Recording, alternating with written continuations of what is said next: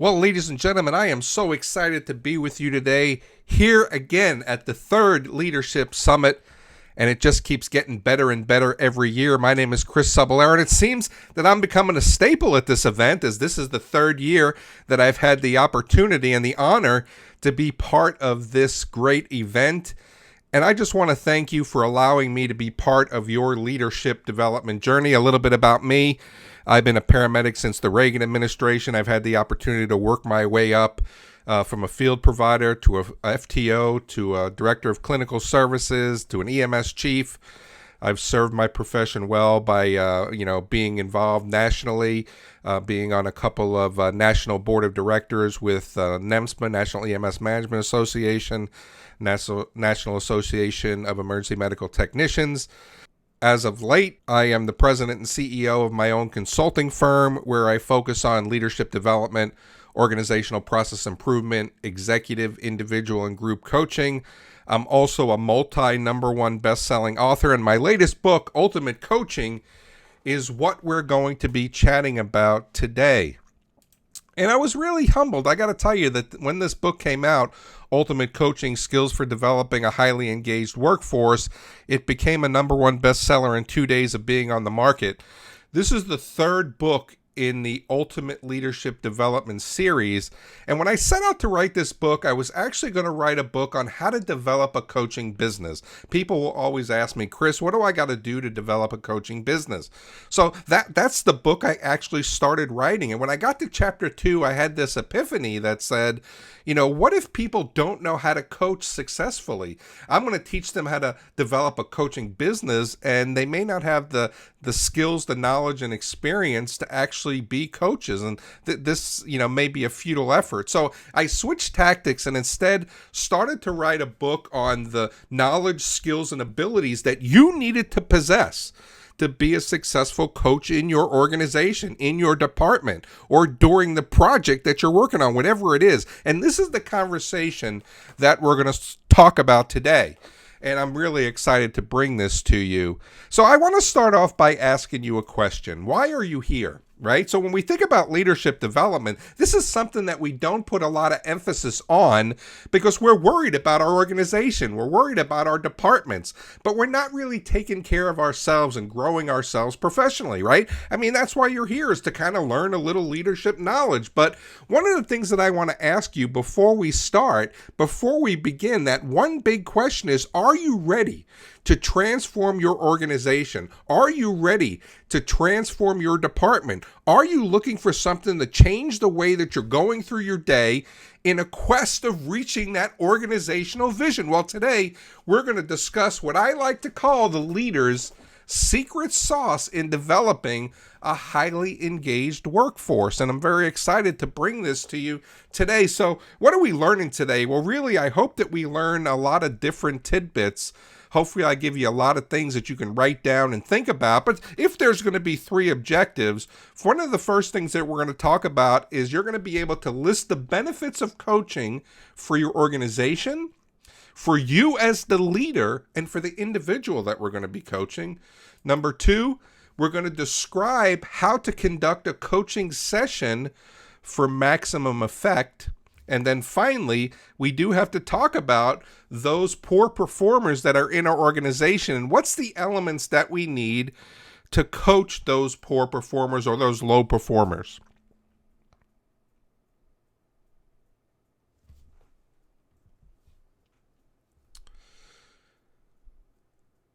So as leaders, we're looking for that winning combination that will always help us to create success. I mean, that's why we're in those leadership positions. And if this was a mathematical equation, it would look something like this. And if you're taking notes, write this down. It's all about vision plus strategy plus culture is what equals organizational success.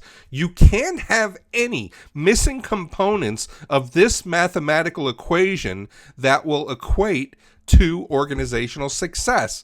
Now, to achieve this success, we really have to focus on a 5-ring cycle of success, right? Of how do we make this equation happen? Well, the first thing is we have to be able to understand and maybe adjust how we're leading the workforce, how we're leading the coworkers, how we're leading the organization. We've known for a long time that the days of command and control and leading from a position of authority are over. And to be honest with you, it's been over for a long time. But a lot of leaders, not just in the emergency medical services field, but a lot of leaders and organizations that I go in to consult with, they're still kind of leading from a position of authority. I'm the chief, I'm the president, I'm the manager. And that really kind of sets people off in a wrong direction when we're trying to inspire and motivate them.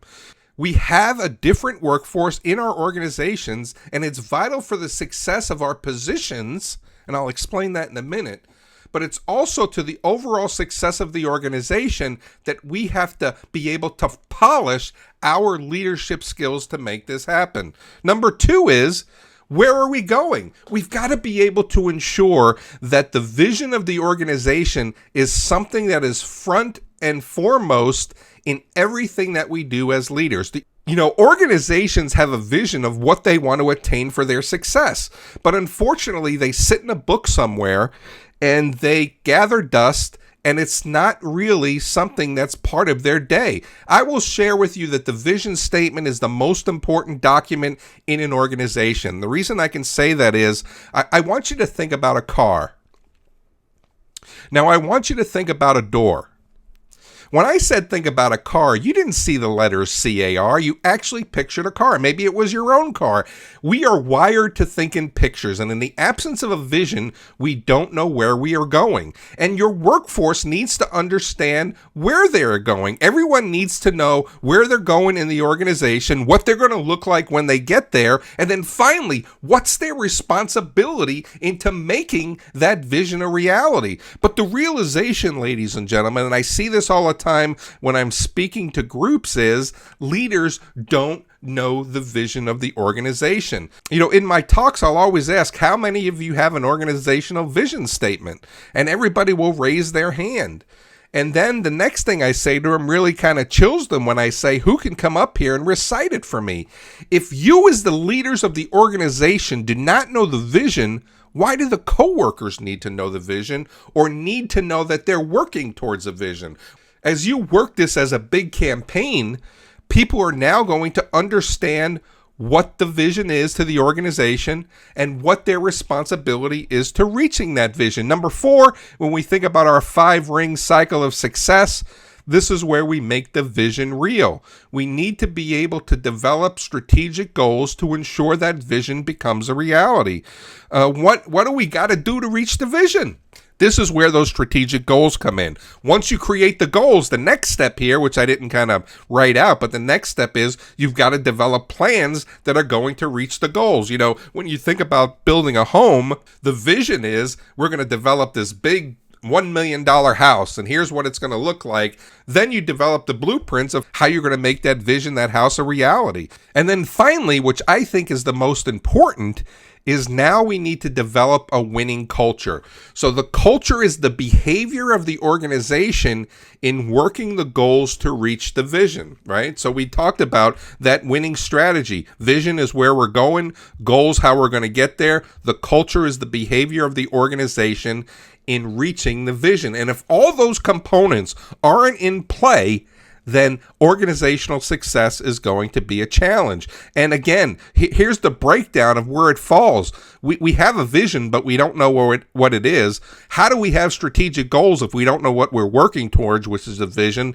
But usually it's the organizational socialization of a culture that is really the missing component in reaching that vision. So what does that all mean for you, the leader? I talked about earlier that how you lead is really going to determine the organizational success. So now if we think about your role as the leader, our job as leaders is to get work done through other people. And then when we do that, we have to be able to ensure that we're getting the very best out of them when this happens. I'm going to talk more about this in a little bit as I lay this foundation for you before we get into this coaching component.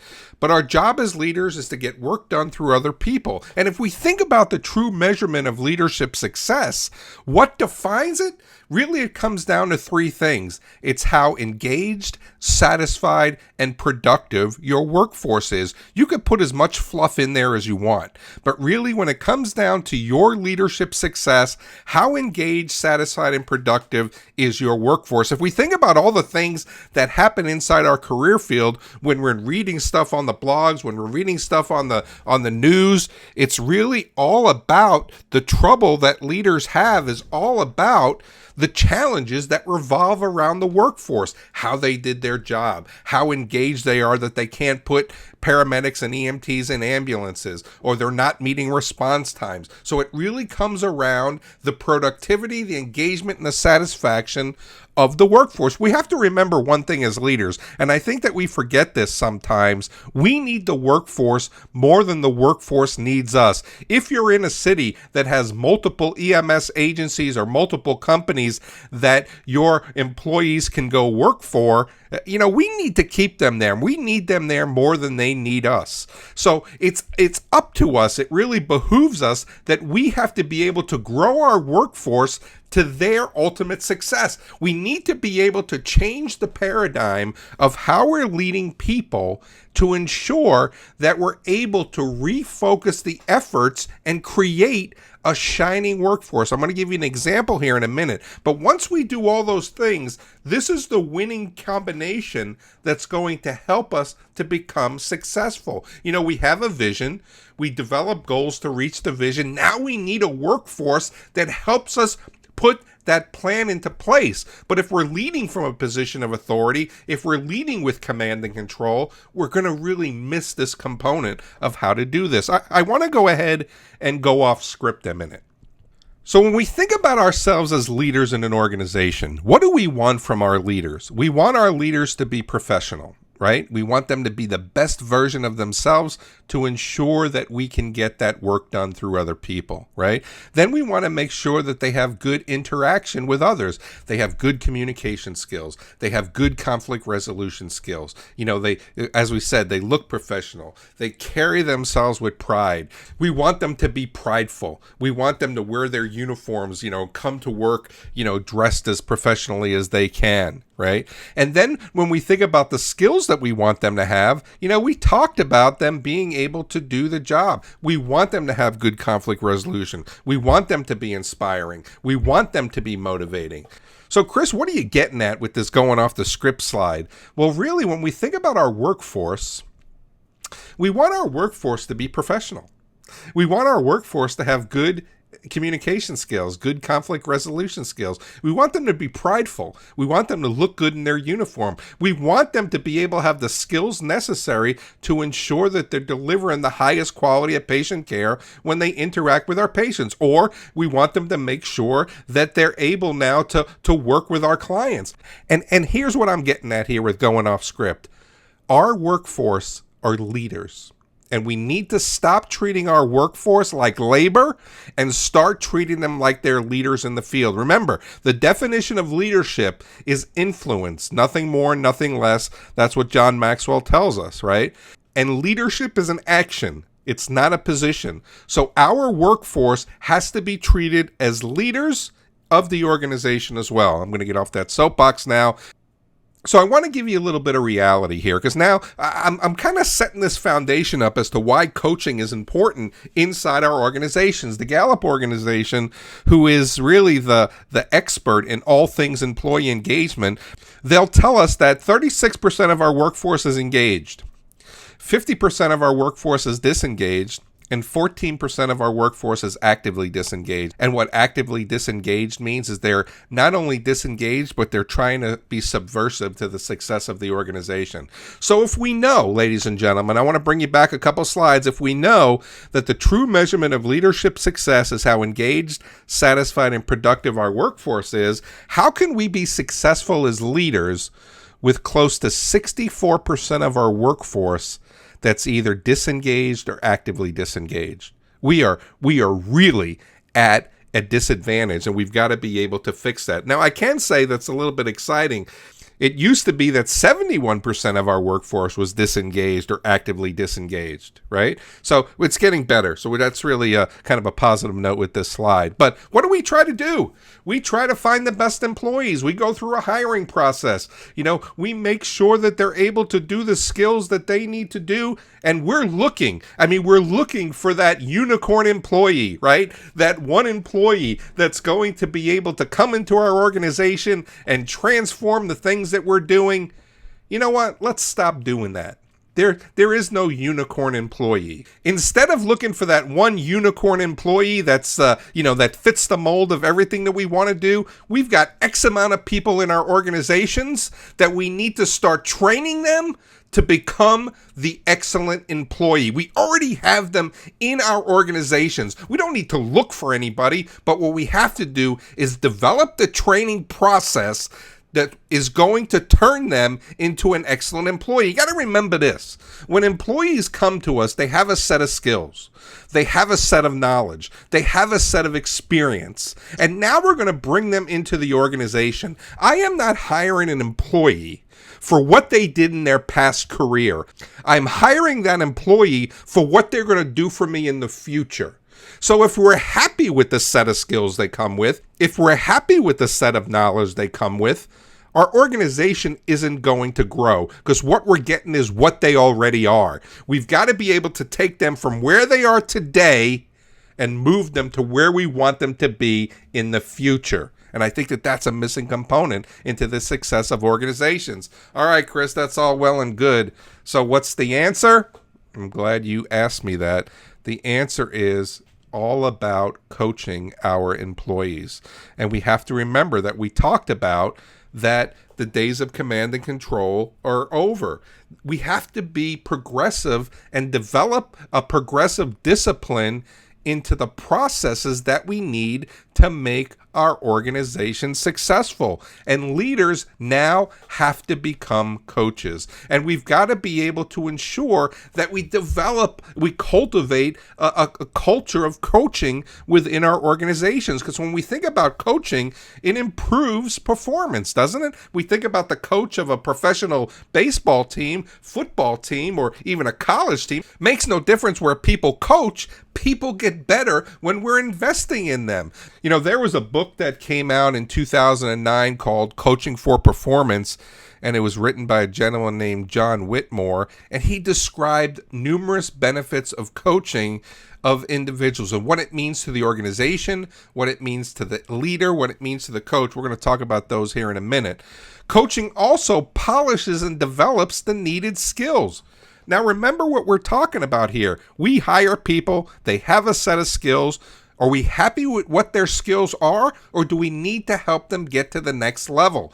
If we help them get to the next level, it brings our organization to the next level. But we can't keep them where they are. We've got to move them to the next phase in their career, which helps the organization grow. When we coach our employees, it also teaches them and creates an understanding of what their roles are in the workforce. It's not just that they're EMTs. It's not that just they're paramedics. It's not that they work in fleet. It's that they have a bigger responsibility into reaching the vision of the organization. And when you spend time coaching your employees, it's going to give them that understanding. And coaching now keeps the employees focused on the vision. We talked about the importance of the vision.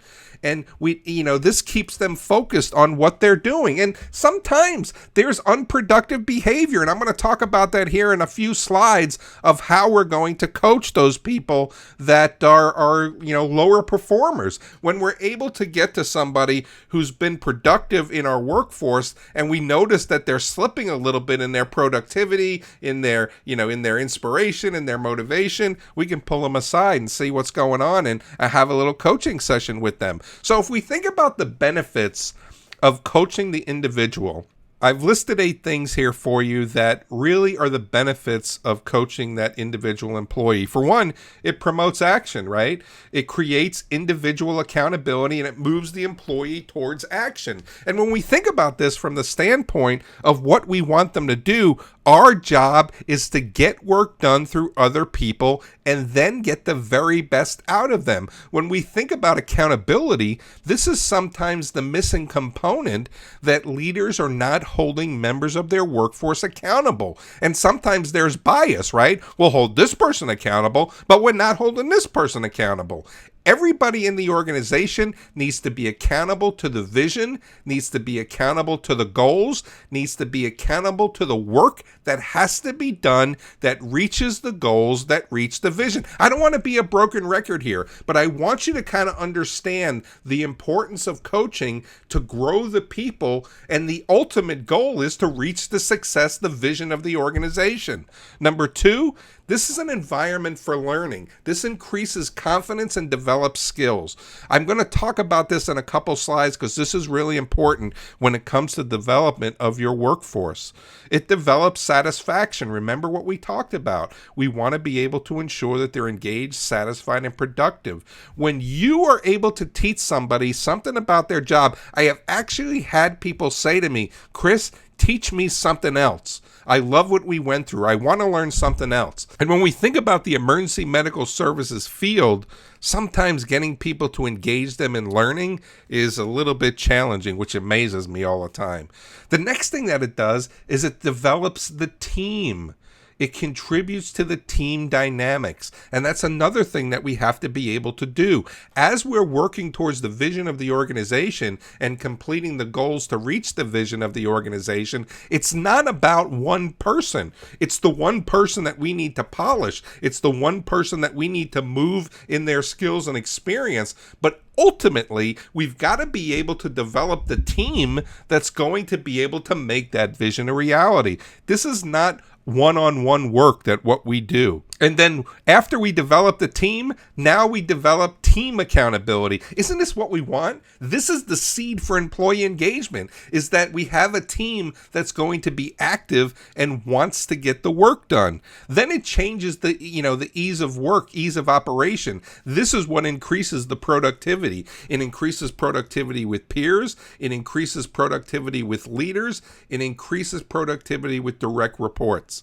So as you now start to think about the benefits of coaching the team, number 7 is getting that message out. How do we communicate? And how do we communicate efficiently and effectively, not just to the team, but to the individual? I've said for a long time, the way that I lead people is that of a servant leader. That's my leadership style, but I have a smattering of leadership styles that are in there because I don't lead the 20-year employee the way I lead the 6-month employee. I don't communicate with the 20-year employee the same way I communicate with the 6-month employee. But how do I communicate with the team? That's going to be the same way. I want everybody to get the same message. But when we're coaching people, we need to be able to hone the message to the individual. And now what we're doing, remember what we talked about earlier, that the attributes of a leader, right? We want them to be professional. We want them to be good communicators. We want them. And it's the same thing that we want for our workforce.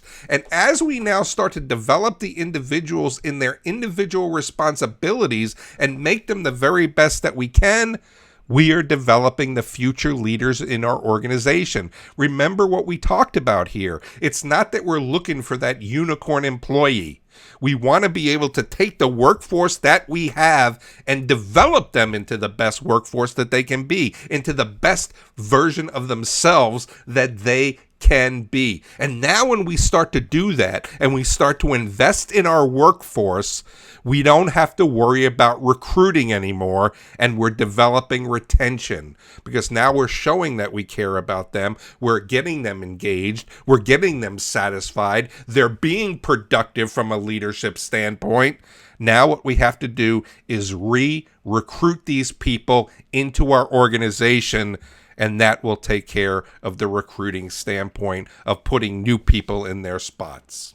All right, Chris, that's all well and good, but what does it do for my organization? How does coaching help me build an effective organization? The benefits of coaching in your organization is it empowers engagement, satisfaction for the employees and the staff. It empowers individual and encourages them to take responsibility. Then it increases performance. What's the true measurement of leadership success?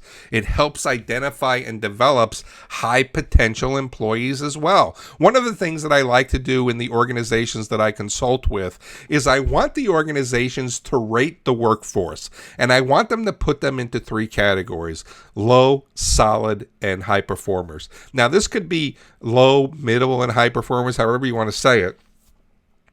But one of the things that we want to be able to do is work with those low performers to make them solid performers or middle performers. We want those solid performers to transition into high performers. Then we want to re-recruit our high performers to stay in the organization. If we don't have an understanding of this as a blueprint, these are my low performers, these are my solid performers, these are my high performers, how do I coach them individually? How do I coach them as a group? So when we talk about group coaching, I could take those low performers and coach them at the same time and help them get to become solid performers. When we think about this is the growth of the organization. Low to solid, solid to high, re-recruit to high performers. This helps motivate and empower individuals to excel.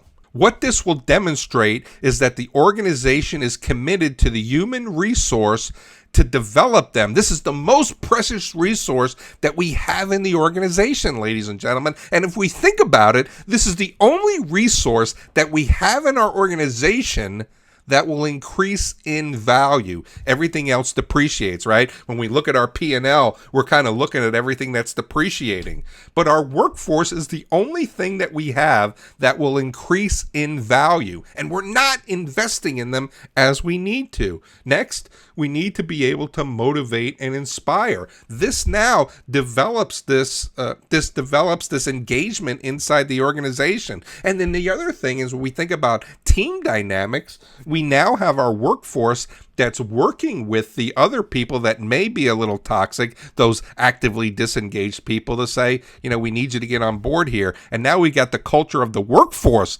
that's now trying to lead those people that are trying to be subversive for the organization. So we want, in our organizations, we want motivation, we want inspiration, and this is both for personal and professional success. We have to be able to take a stand to say that we're going to help develop this workforce, because when we develop them, they're going to be successful, we're going to be successful as leaders, and then finally, we're going to be able to have a successful organization. Number 6, it's all about strengths and opportunities. This is what helps develop and understand that strategy. It's all about strengths and opportunities. Opportunities create success, and we've got to be able to ensure that we're creating the opportunities for them to be successful. When we think about coaching in the workplace, it offers employees numerous benefits, right? Increased productivity, employee engagement, stronger working relationship, faster leadership development. And we want to be able to ensure that we're doing this. It increases job satisfaction, and more importantly, it builds trust and loyalty inside the organization.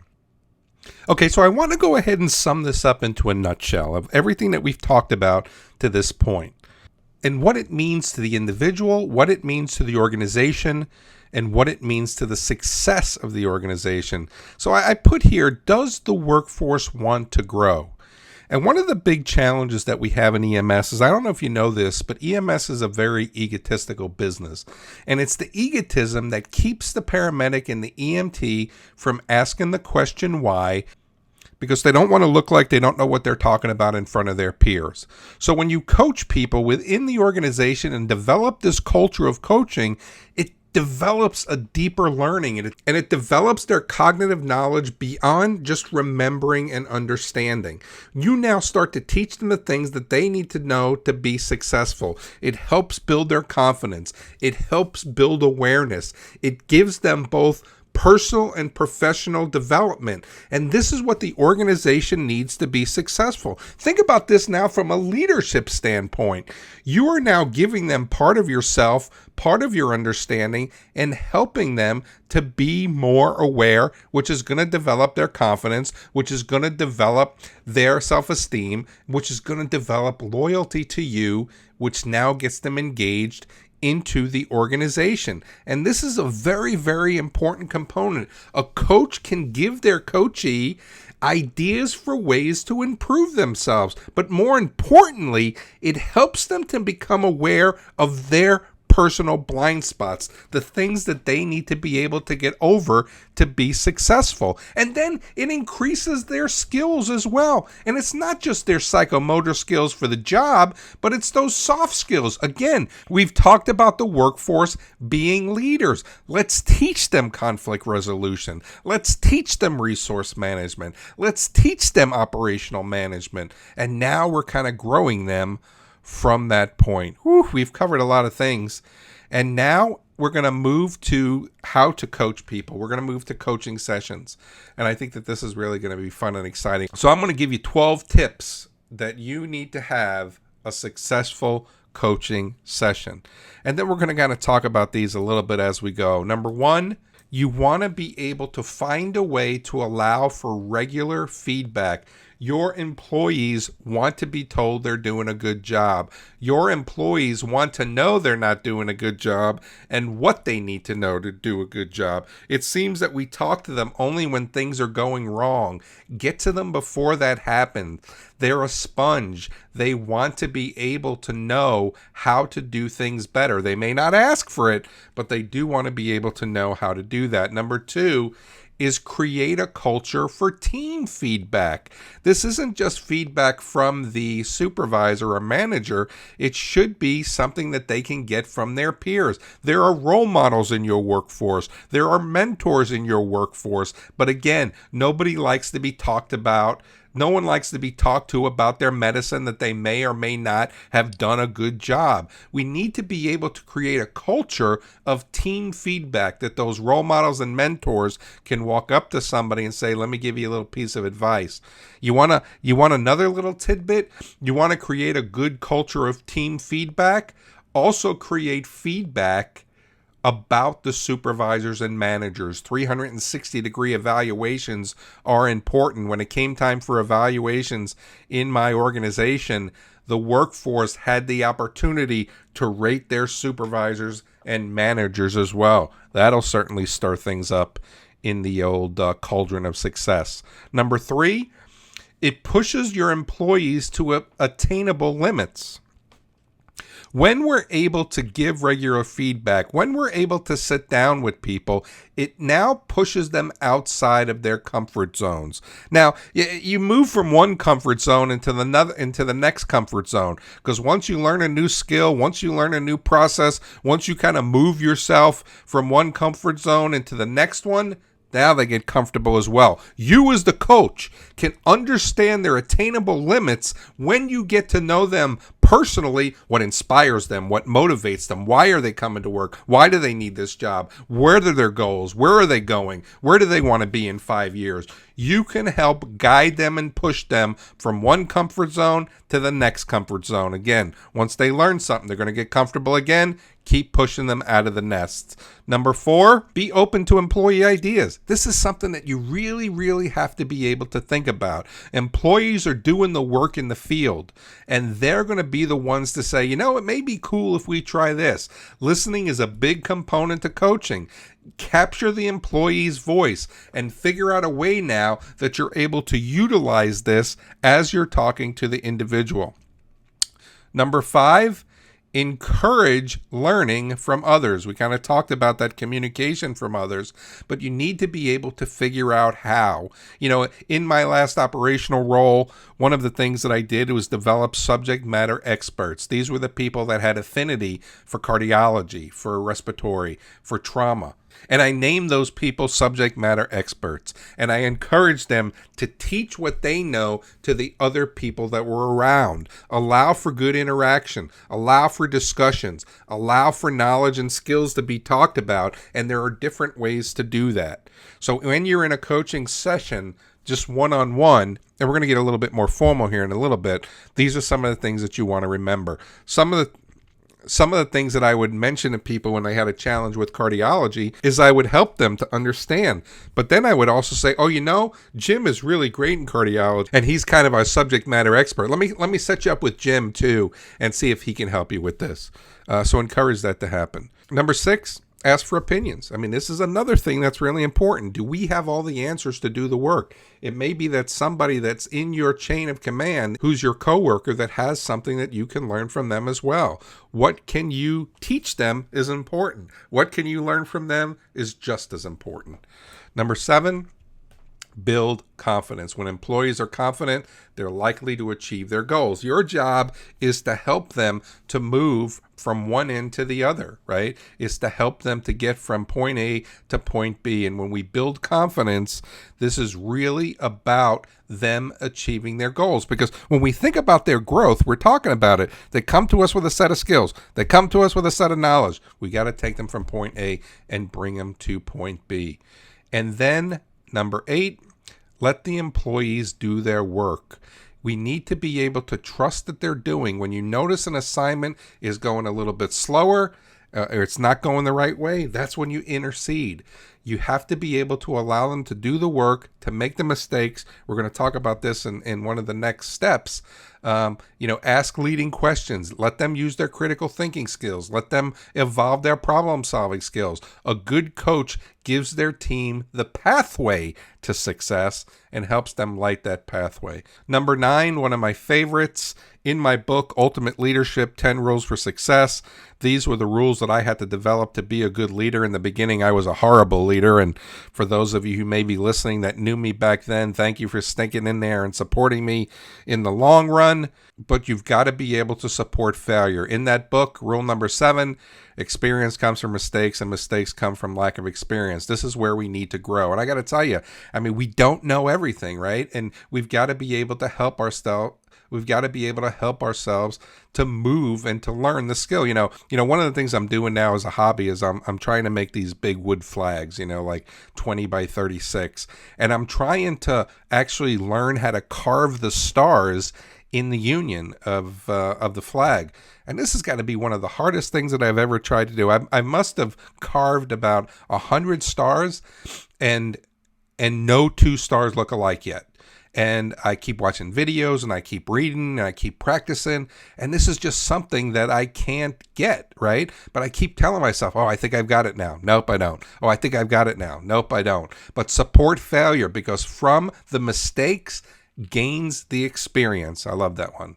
Number 10, give praise often. We always want to be critical as leaders, but we also need to be able to be celebratory. We need to be able to give good constructive criticism. We need to be able to give corrective criticism, but we need to be able to remember and be celebratory as well. And then number 11, what are their goals? Goals are the roadmap towards everyone's success. Everybody wants to do something. If we have people that want to be in our organization for 20 years, God bless them. Let's support them and help them. If they want to move on to something else, let's help them reach their goals. Maybe they want to become a firefighter. Maybe they want to go to nursing school. Maybe they want to go to medical school. But wait a minute, Chris, I'm going to invest in these people and give them everything that they need, and then they're going to leave me. I keep saying the same thing. I'd rather invest in that employee and make them engaged, satisfied, and productive when they're with me and them shake my hand and say goodbye than have a mediocre employee stay. And that's something that we've got to be able to do, is help them move along. And number 12, ask what you can do to help. They want to be able to do something, and you need to be able to help them get to where they want to be. Maybe it's advice, maybe it's a pat on the back, maybe it's connecting them with one of your peers, but it's going to be really important. Okay, so this is just the things for you to remember when you're sitting down coaching. I'm going to give you a little bit more specifics here in a minute, but I do want to talk about coaching poor performance because I think that this is really going to be important as well. I want you to be able to put poor performance into one of four categories. It only goes into one of four categories. It's either a training issue, and very often we hear people say, I was never told that. I was never trained that way, number one. The equipment to do their job isn't what they need to be successful. You have to ensure that they have the best equipment possible. So it's either a training issue or it's an equipment issue. Or number three, it's something in their environment, something that's in their workspace, something that's around them is causing them an issue in their completing their duties. Okay? Or number four, it's a behavioral issue. Remember, 64% of the workforce is either disengaged or actively disengaged. So now when you look at an employee issue, put it into one of four categories. And you may have to ask them what it is. And they may say, you know what, I just don't have the equipment. You know what, I just can't stand this noise all the time and it keeps taking my, whatever it is. But now when you start to think about this from a coaching component, put it into one of these four categories. And now remember the 5 crucial components to coaching. I'm going to give you this. Here we go. As you begin to talk to people, you want to be able to move them from where you are in an office and take them somewhere where it's going to be a little less intimidating. Remember, your desk is where you work. Your desk isn't where you lead from. You should be able to lead from where they are. So take them from where they are or where they're used to seeing you and bring them somewhere else. First thing that you need to do when you're talking about coaching is align your coaching with the company core values. You want to be able to ensure that it's all about the vision, it's all about the goals, it's all about the culture. You know, here at this agency, this is not how we act towards other employees.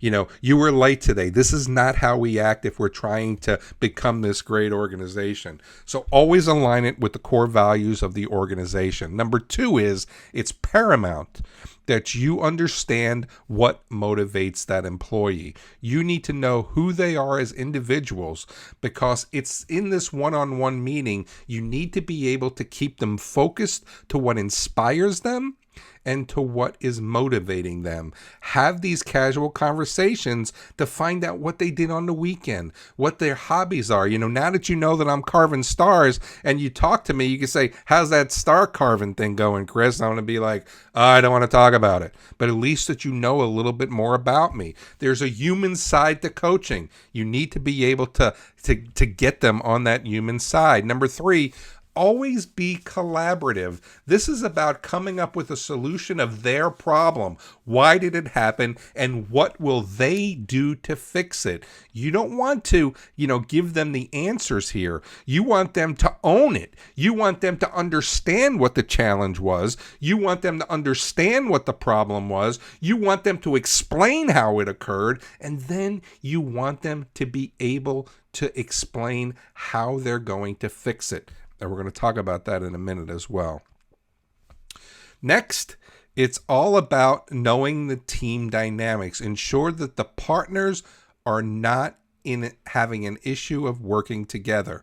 This is really about everybody having, we talked about the 4 things that we can put behavioral issues in, right? Well, one of the things in the environment may be part of that team. As a coach, you certainly don't want to put people together on a project, in an ambulance, whatever it is, who don't get along well together. You want to be able to ensure that you're fixing that team dynamic that's able to help them to understand what they're doing, why they're doing it, and who they need to do it with. If you're not ready to invest your time and resources and skills to coach these individuals and to help them to be successful, coaching isn't going to be successful. So number 5, you've got to remember that leadership is both an art and a science. You've got to be able to understand the science of leadership, the science of coaching, before you can paint the portrait of organizational success, before you can paint the portrait of individual success.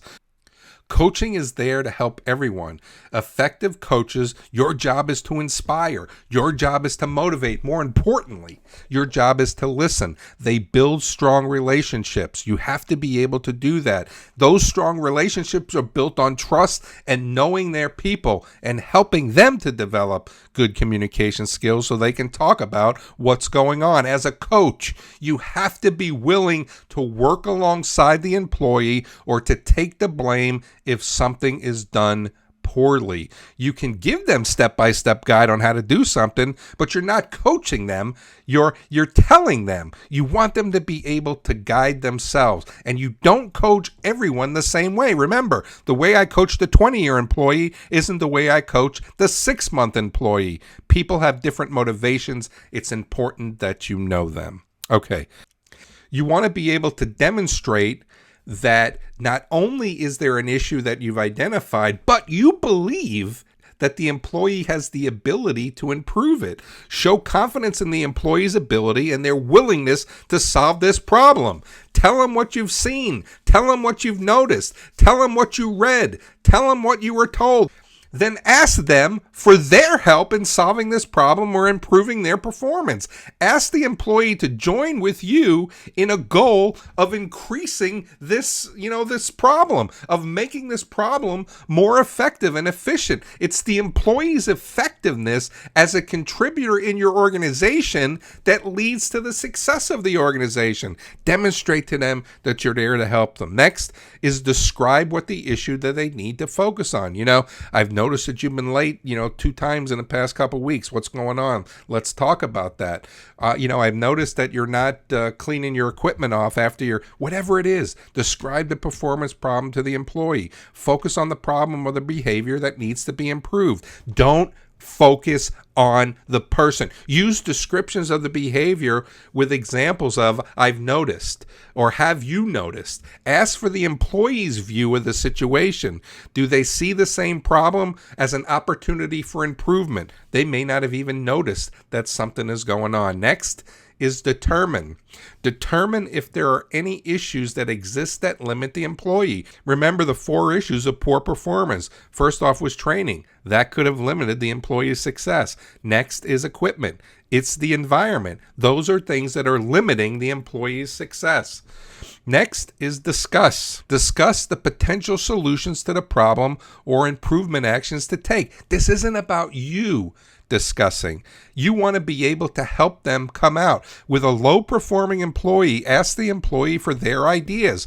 With a solid employee that you're trying to move them to a high-performing employee, ask them how they can increase their whatever skill, whatever knowledge, and then get them to commit to that. What's preventing them from being successful? With a high-performing employee, talk to them about their continuous improvement and how you can get them to their next level. After that, you want to be able to agree upon an action. This is where you get a written plan. You need to be able to write down and use the written plan to list the problem that was noticed, to list the changes, to list the timeline, and that this is based on their actions, right? They're the ones that are saying that this is the way that this is going to be fixed. And then finally, you want to be able to follow up on a regular basis, okay? So this is a missing component sometimes. Remember, this isn't disciplinary action. And I got to tell you, I am on a path right now to take the progressive discipline process out of organizations. We're not their parents. We're their managers. We're their supervisors. We're their whatever it is. We need to be able to treat them like adults. And it's not if you screw up, I'm going to give you a verbal. Then I'm going to give you a written. Then I'm going to give you a final written. Then we're going to go ahead and terminate you. You know what? Let's coach them instead. And you could do the same thing with coaching, right? I've noticed that you've been late. And then you go through these 6 steps. Let's demonstrate. Let's talk about how this isn't successful. Let's describe the problem. Let's determine what's happening. Let's discuss the action, have them agree upon a plan, and then follow up with them. If they fix it, great. If they don't fix it, it may be another coaching session. If there has to be a 3rd coaching session, maybe you're just ending your professional relationship because it's not going to work. Let's get rid of the progressive discipline action. Let's develop a culture of coaching, and let's go ahead and help these people get to where they want to be. So this is the process I like to use in coaching, but here's another one as well. So people always say, well, I don't like to demonstrate, describe. There's another one. It's called the GROW method. And actually people have come up with it and they've added a couple letters to call it growth. But GROW, if you do some research, you'll find that there's a lot of literature out there which stands for goal, reality, options, will, tactics, and habits. People have added the T and the H, and I love the tactics and habit because I think habit is one of the most important components to our success. Don't ever underestimate the power of consistency. But anyway, goal. What's the goal of the session? You need to be able to outline that, and then you need to be able to talk to the employee to say, what's your goal for this session? We're going to talk about performance. What do you want to get out of this? Next is the reality. What's the current reality in relation to the goal? What position are they in to make this happen? Options. What are the options available to achieve their goals? So how can we make this this issue a reality and fixing it? Then you've got to be able to determine their will. Are they going to make it happen? Why do you want this to happen? Why do they want this to happen? What's the motivation to make this change happen? From the leadership standpoint, you may have to do some work as well in helping them to be successful. It's not just the tactics that they need to take, but it's also the tactics that you need to take to help them be successful. And your end of it may just be the pat on the back, may just be the follow-up, may just be, hey, I found this article on something that we were talking about. I'm going to go ahead and send it to you. And then finally, H is habit. How do you going to sustain and move this forward? Remember, I'm going to say it again, never underestimate the power of consistency. We talk about opportunities create success. Well, it's habit that creates opportunity. So that's just another variation of what you can do when it comes to coaching or having a coaching session. Oh my goodness, I got to tell you, I really enjoyed this. And I know I went through it fast. If you want to get in touch, certainly I'm happy to talk to you about this. I've set up a lot of programs and organizations and help them develop leadership development programs, coaching programs. And I'm happy to help you as well. Now I got a little plug here that I want to give. I've started a new project, and it's a leadership development radio station. It's called KLDR, Leadership Development Radio. And we're going to play classic hits from the 70s, 80s, and 90s. Station kicked off the end of July, and it's just playing 70s and 80s music right now. September 6th, we started Leadership Development Talk Radio. I've got a lot of my peers around the United States that have taken on shows, and they're sharing their leadership knowledge with you with some great shows. We are also still interviewing, still auditioning for hosts of leadership shows. If you're interested, get in touch. But if you want to follow the radio station, you can follow us on Facebook at KLDR Online. Here is my contact information, ladies and gentlemen. If I could ever be a resource to you in leadership development, organizational process improvement, executive, individual, or group coaching, please reach out to me. I've had a great time visiting with you today. And again, as I say all the time, thank you for allowing me to be part of your leadership development journey.